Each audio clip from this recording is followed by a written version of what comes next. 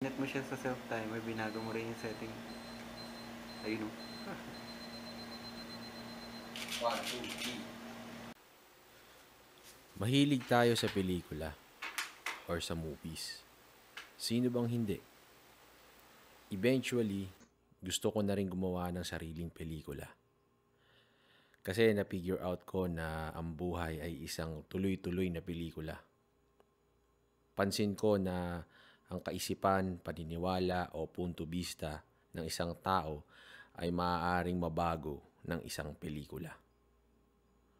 Masasabi ko na ang buhay natin ay magiging malinaw kung ano ang ibig sabihin nito kung gagawin nating pelikula. Kailangan ng malaking halaga sa paggawa ng pelikula. Pero sino nagsabi nun? Basta may kamera ka at mensaheng gustong sabihin, pwede ka nang gumawa ng film. My goodness! Movie na yun. Hanggat wala akong subject, sarili ko muna ang isa-subject ko.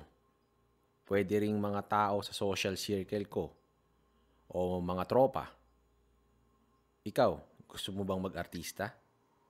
Filmmaker ako. Direktor. Tara na!